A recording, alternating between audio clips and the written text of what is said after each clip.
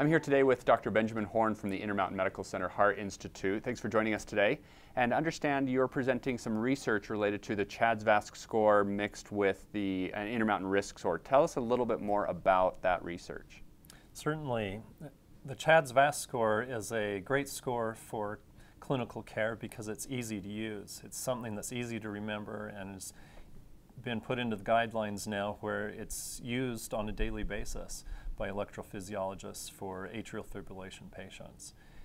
One of the problems, though, the drawbacks, is that it's not the most predictive score. And so there are a lot of individuals who receive a high score where it's questionable whether they actually need initiation of anticoagulation therapy. The Intermountain Mortality Risk Score is a risk score based on lab factors. And it's something that's been integrated into our electronic health record, and it's easy to do that and then receive the score. And it's something that's been validated widely to predict mortality. We wanted to evaluate whether the Intermountain Risk Score predicts stroke and mortality in atrial fibrillation patients, and if it could add to the CHA₂DS₂-VASc, something that could be used in addition to CHA₂DS₂-VASc to predict the need for or the need to watch but not utilize anticoagulation at this time. So by combining the two, the CHA₂DS₂-VASc and the Intermountain Risk Score for patients, what is that doing for them?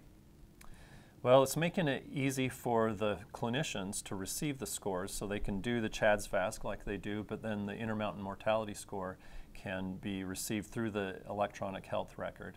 And they use it for the patients to determine if, based on their CHA₂DS₂-VASc, do they need anticoagulation initiated.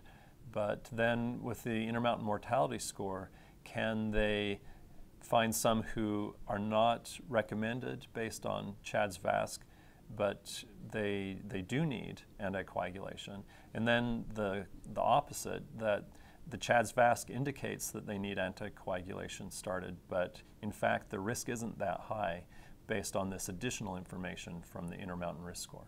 Okay. Thank you. Appreciate you taking the time to join us today, and invite you to check out the other research from the Intermountain Medical Center Heart Institute being presented this week at the American College of Cardiology Scientific Sessions. Thank you. Thank you.